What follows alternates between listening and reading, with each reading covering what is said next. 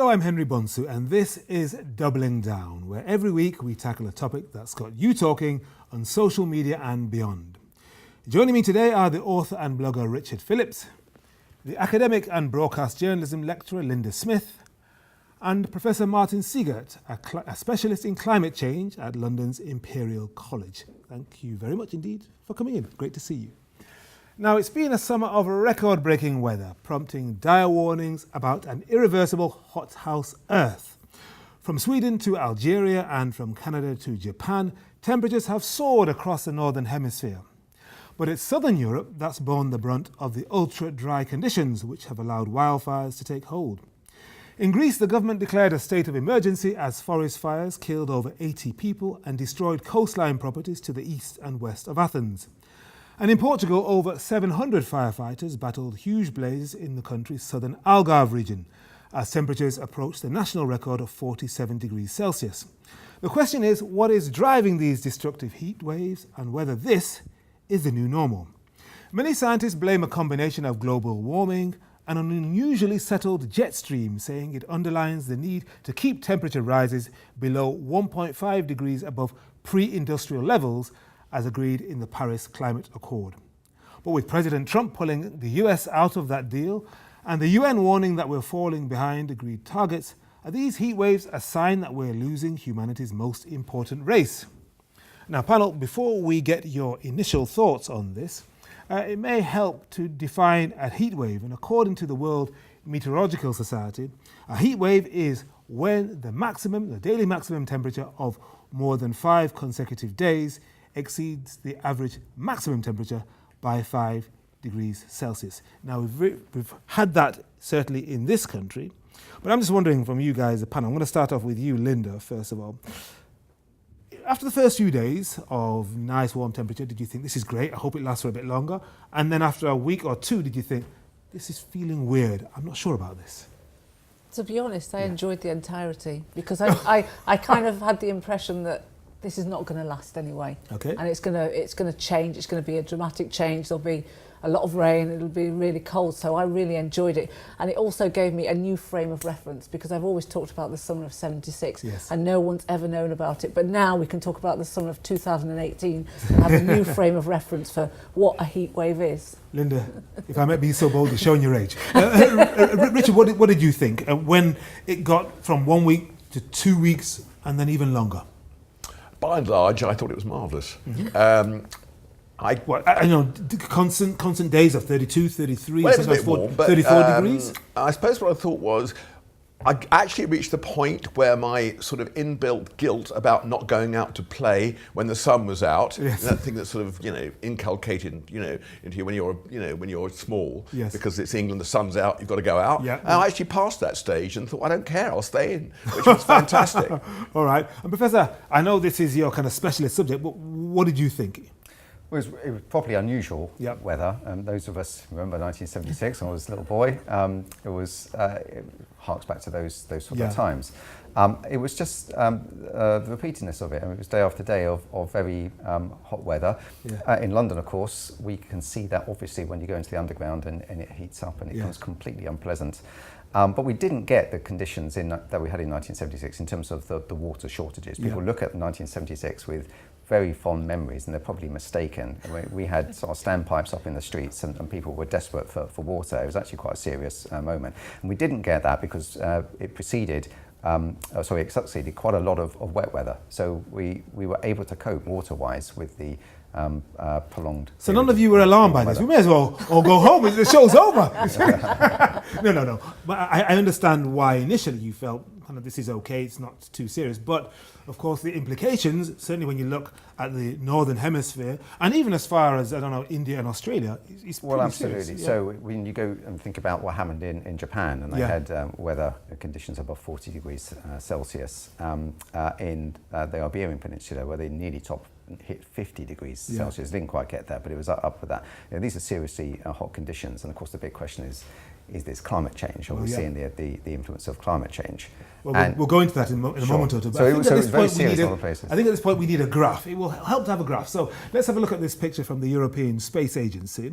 Starting with the UK and Belgium and the Netherlands, it shows the difference between June 2018 and July 2018, so last couple of months. Then you got to Denmark and Sweden, which shows what happened between June and July this year also. And finally, Berlin, Germany, July 2017, and then July 2018. Okay, so you've seen the graphic, you've seen the pictures. Professor, how alarmed should we be by those pictures?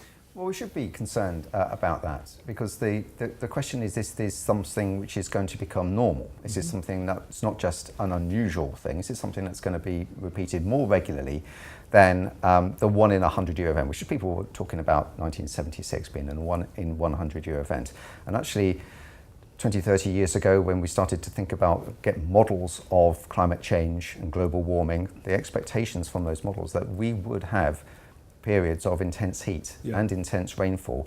And so what we're starting to see could very well be the first signs of that prediction coming true. Not a surprise, actually, to climate scientists. This is exactly the sort of thing that was expected some decades ago. Linda, I mean, you're a lecturer in broadcast journalism, so you're a television and radio specialist. Do you think the message is getting across? Are people in your business doing their job properly to communicate this and the seriousness of it to people sitting at home watching or checking things out online? I think that is part of the problem, is that whose truth are we telling? No one is in belief of what they're reading outside of their own truths now. We're all kind of in these silos where we've got our social media streams of information, and the information that we follow is information that is in tune with what we believe. So anything outside of that, we dismiss or we query or we question or say, that's fake news. But don't the big broadcasters like BBC, CNN, Al Jazeera, whatever, Press TV, other stations, don't people still trust the authority that comes with being a global channel? And if those channels are saying this is serious, this is a global phenomenon, don't they tend to believe it? Or do you think it's counteracted by what they see on social media? I do think it is counteracted by social media now, yes, indeed.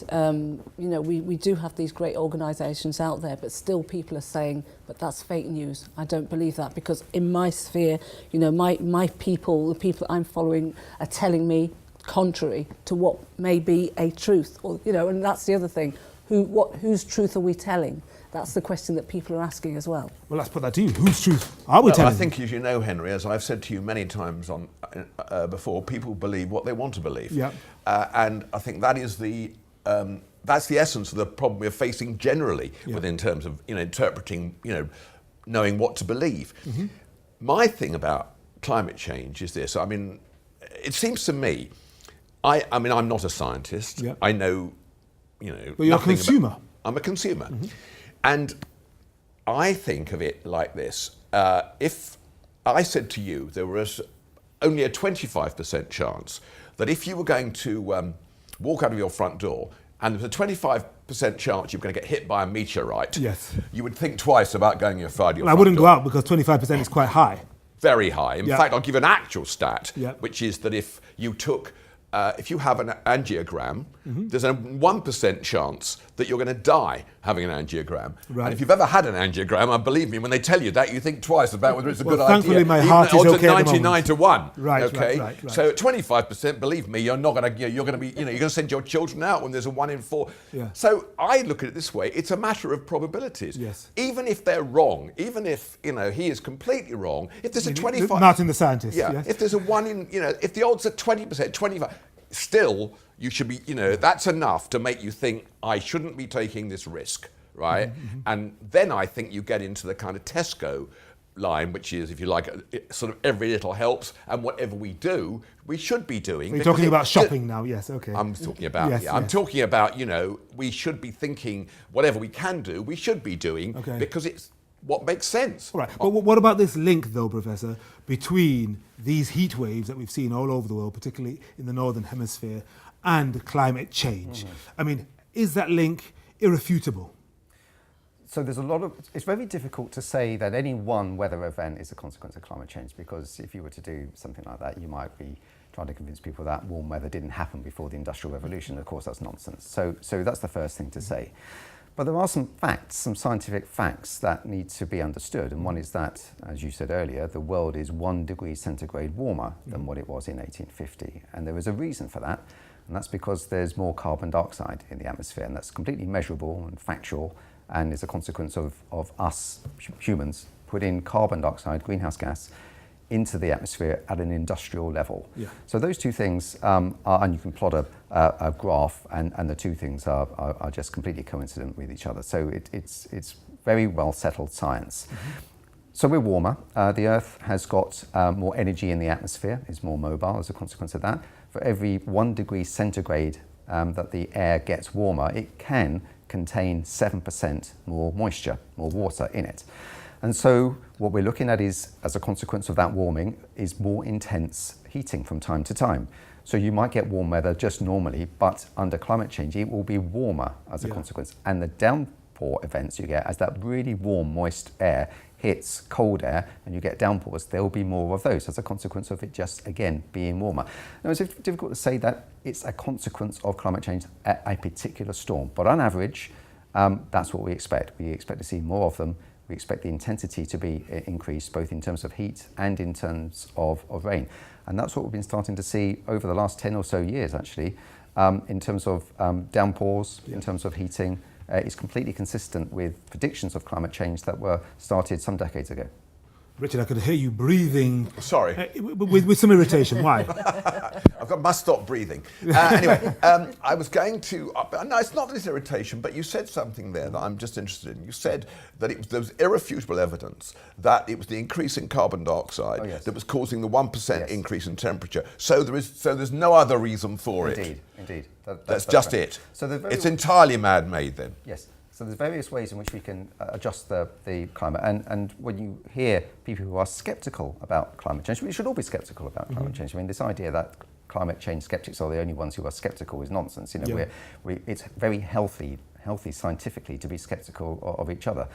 And there are various ways in which the climate can change through natural processes. There's natural variability. There's El Nino, for example, which is a natural phenomenon of warm water in the low latitudes coming to the surface and heating the planet every 7 or so years, and that's completely understood, right? And it's known.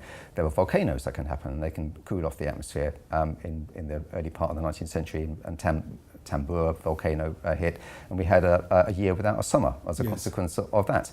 The sun activity can change as well, and that can cause variability. But all these things notwithstanding, but all of those things cause very minor adjustments to the global temperatures. They have some effect, but actually the long-term effect is very small, and their total effect is very small. The 1 degree centigrade that we've seen in the last 100 and 150 years is completely unprecedented over the last 10,000 years. You've got to go back to the Ice Age where things started to warm up. As a consequence of that, you get something similar. And the reason for that is carbon dioxide went up from the Ice Age, the center of the Ice Age, to the interglacial where we are now, and it went up about 100 parts per million. And that is what we've done to the atmosphere. We put in another 100 parts per million. And so we are now entering, you can imagine, another phase, for example, of global warming, and maybe deglaciation, taking out the Antarctic and the Greenland ice sheets. It sounds alarmingly like what I heard the other day, hot house Earth, but we'll get to that. We can get to that in just a moment or two. The big question is whether these increasing heat waves are a sign that we are losing this race. Because remember, the world got together in 2015, nearly 200 countries, and pledged these targets. We were going to take it really, really seriously, far more seriously than Kyoto, far more seriously than Mexico. Well, we'll see. See, the weather is one of those things we all have an opinion on, you know. And so let's see what you've been saying when it comes to climate change and when it comes to your responses. Let's start off with this from Clary in the UK on Twitter, who says, when people joke climate change is good and it makes nice summers, today in Sheffield is a reality.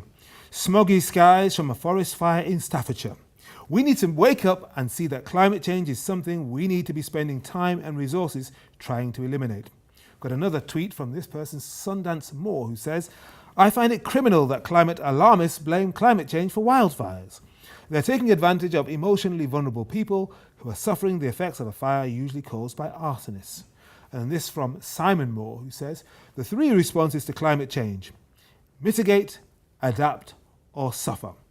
If this summer's heat and fires prove anything, it's that we're doing too much of number 3 and not enough of the first 2. Then we've got a couple of posts on Facebook. This one from Maggie, who says, I must confess I'm struggling with some of the headlines.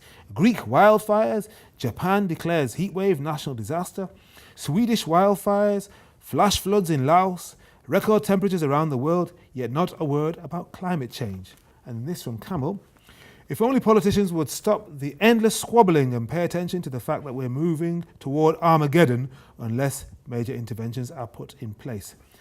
Now remember, you can always get involved in the conversation on Twitter, Facebook and Instagram by using the handle DoublingDownTV. Just thinking, Linda, there was one particularly angry Facebook post from this person, Maggie, who says she's struggling with some of the headlines, and as a media person, I'm coming to you.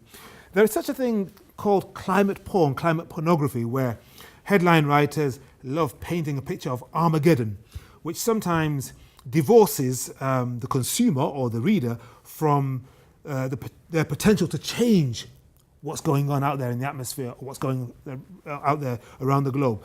Is that a real problem? I think it is a problem. For the headline writers, for the people wanting to attract the audience, that's exactly what it is. They want to attract people, and so they've got to think of, they need these great images. But we've also got to put it into a context that makes it personal to every single person, so that, yes, it's hotter today, but what does that actually mean to the individual? Yeah. And so we have seen a few things in the headlines seem quite quirky, but issues with potatoes in, I think it's Belgium. Yes. They can't have this great dish, the frite. Issues, yes. Yeah, issues with chocolate.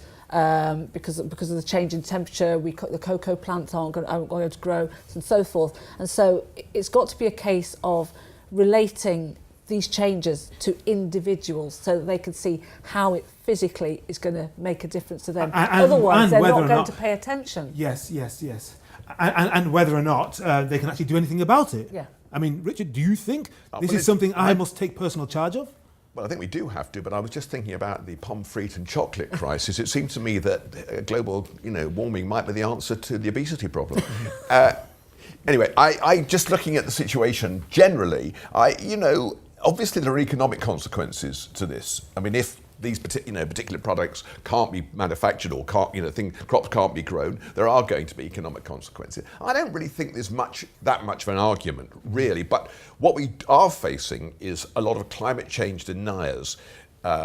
Notably in America at the moment, we've got a few of our own, Nigel Lawson being, famously one. Former Chancellor of the Exchequer. Former Chancellor, who I think managed to cause the boom and bust in 87 to 90, okay. and is also a committed Brexiteer. Yes. So I think we can probably rely on everything he says being wrong. Okay. Maybe our attitude toward this would be different if we were on the front line of climate change in Europe or in the Northern Hemisphere, as some people say the Iberian Peninsula, particularly Portugal, is. So let's deal with that now, because yes, things may have been hot across Northern and Central Europe, but it was Portugal in the south that really bore the brunt of Mother Nature's wrath with those wildfires and near record temperatures. So how are they reacting? Well, we're joined via Skype by Dr. Anna Horta, a social scientist at the University of Lisbon. Anna, thank you very much for joining us. Now, how were the recent heat waves and the fires covered by the media in Portugal? Well, the heat wave and the fires had a lot of attention. The media focused very much on those issues, but there was no clear connection, no clear link to climate change. And what was the public reaction then, in terms of the ordinary person in the Lisbon street? Did they understand that there may be a connection between the heat wave and these wildfires and Portugal's perilous position on the front line of climate change in Europe? Because that's what your Prime Minister has said in the past. We are on the front line. Yes, the public in general, people are worried about climate change, and they make the connection between this unusual weather, because we had this heat wave, and before that we had a very unusual cool summer.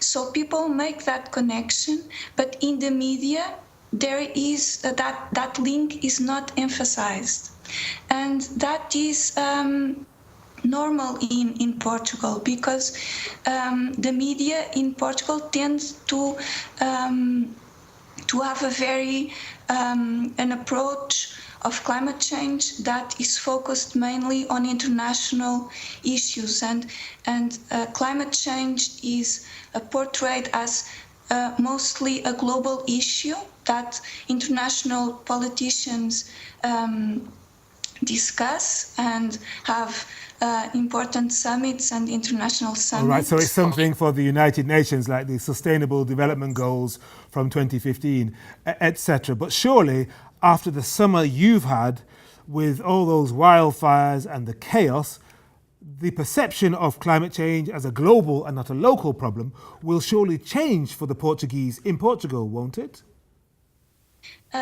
Yes, and people are more worried, I think, now, but still the media is not emphasizing that link. And I think that is happening because the politicians tend to be very optimistic, and although they say, like the Prime Minister, that we are doing all that we can, and we are interested in tackling climate change, in practice, politicians do not discuss climate change usually. And also scientists and even NGOs, environmental NGOs, do not get much media attention. So climate change is still very much a global issue that is not being understood as a local problem. And Portugal, and this is strange because Portugal is very vulnerable to climate change. So this should be, the population should be more alert to what needs to be You've got done. a big job to do from your base in the University of Lisbon, Dr. Ana Horta. Thank you very much indeed. And Anna is a social scientist specializing in media and communications. Just wondering, Professor, then, a lot of ordinary, regular Portuguese maybe don't think they have a dog in this fight, that they should be personally involved. Whose responsibility is it? What should we be doing, whether it's at the UN level, the government level, or as an ordinary person? Yeah, really good question, and it's all of those levels. I mean, there's no silver bullet to the climate change problem. Right? There's no one thing. There's no one technology that will save us. There's no one person that will save us. There's no one government that can do it. We're all in it together. It's our environment, all of us, and we all have a stake in it. We all want to breathe clean air, for example. We've got a right to be able to do that, and it's a shared thing, right? So, is it governments that can make a difference? Yes, it is. Policy is a good thing to do. It can be done at a national level. It can be done at a city level, local level.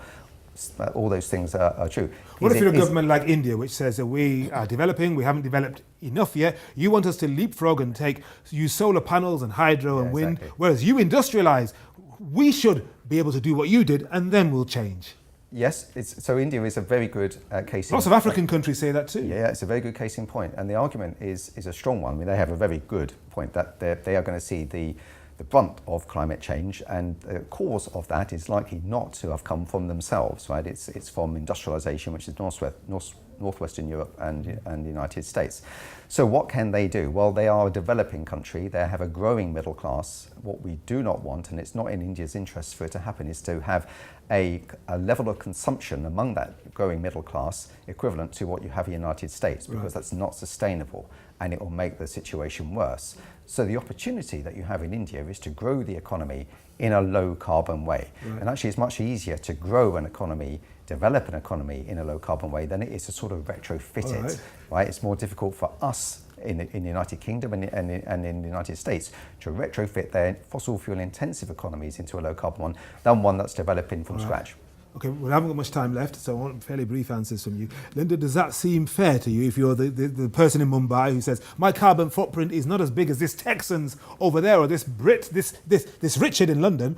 Is that fair?